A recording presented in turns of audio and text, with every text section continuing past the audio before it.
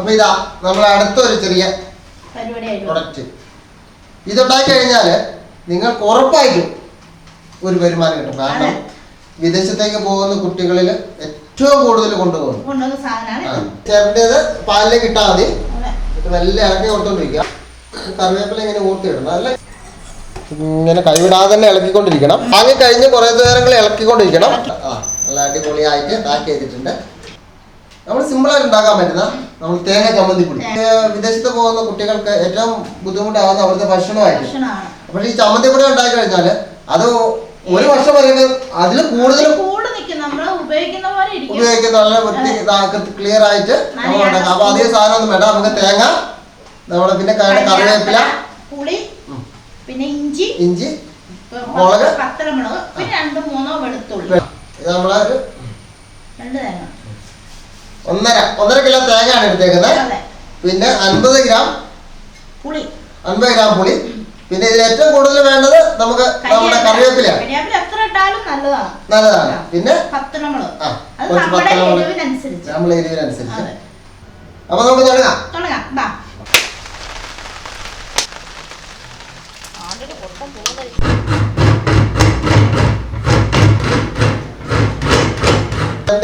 പാലിലേക്ക് ഇട്ടാൽ മതി. നല്ല ഇളക്കി കൊടുത്തോണ്ടിരിക്കുക.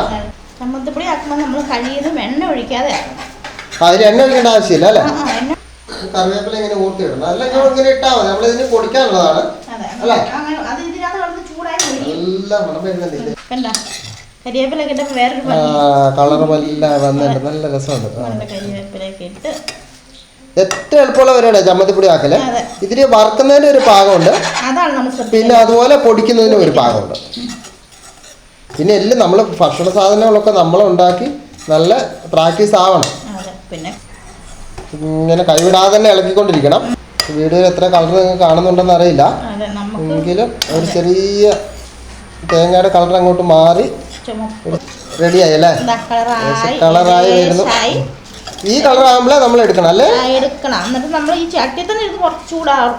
കുറച്ചും കൂടെ കളർ വരും അല്ലേ? ഈ ചൂടുള്ള ചട്ടി തന്നെ ഇരുന്ന് കഴിയുമ്പോൾ കുറച്ചും കൂടെ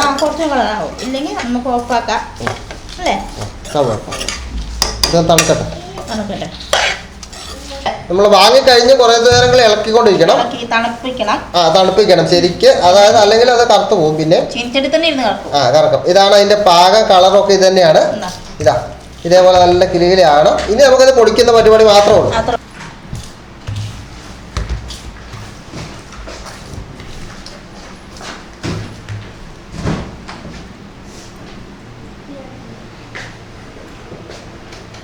പുളിയും ഉപ്പും ഇട്ട് കൊടുക്കാം.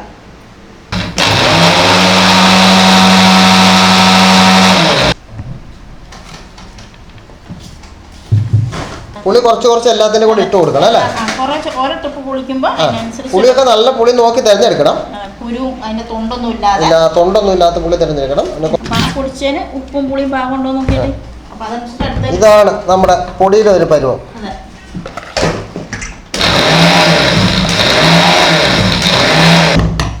ഈ പൊടിച്ചതിന് ഉപ്പും പുളി എങ്ങനെയുണ്ടോ നോക്കണം.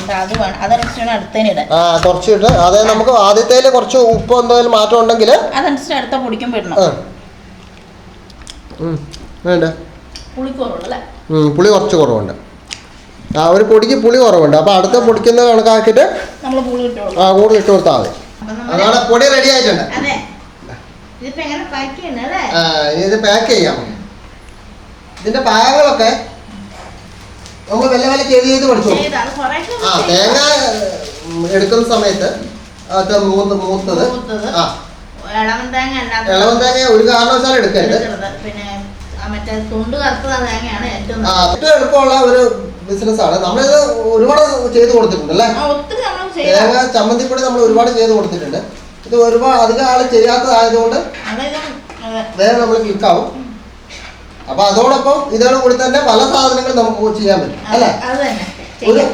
ഏതെങ്കിലും ഒന്നില് നമ്മൾ നല്ല ക്രാഫ്റ്റ് ആകുക, നല്ല രീതിയിൽ ഉണ്ടാക്കാൻ പഠിക്കുക.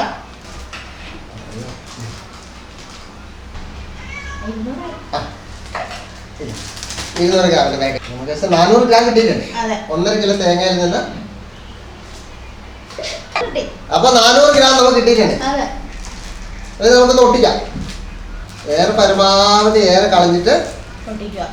ഒട്ടിക്കുക. ഇല്ലേ?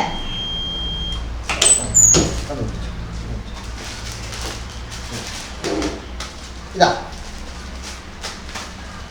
നമ്മുടെ നല്ല കാപ്പിപ്പൊടിയുടെ കളറല്ലേ? അതെ. നല്ല കാപ്പിപ്പൊടിയുടെ കളറാണ് ഇത്.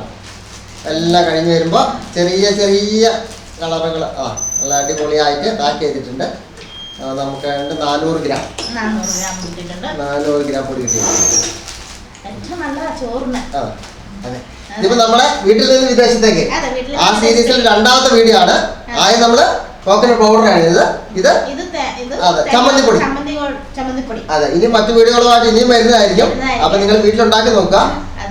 അപ്പൊ വിദേശത്തുള്ള കുട്ടികളുണ്ടെങ്കിൽ അവരുടെ മാതാപിതാക്കളെ സുഖമായിട്ട് ഉണ്ടാക്കി നോക്കുക. കൊടുക്കാൻ നോക്കുക. വളരെ ഈസി ആയിട്ട് ഉണ്ടാക്കാം. അപ്പൊ എല്ലാവരും ഇതുപോലെ ഇനി വീഡിയോകളൊക്കെ ആയി ചാനല് സബ്സ്ക്രൈബ് ചെയ്യുക, ഷെയർ ചെയ്യുക, ലൈക്ക് ചെയ്യുക.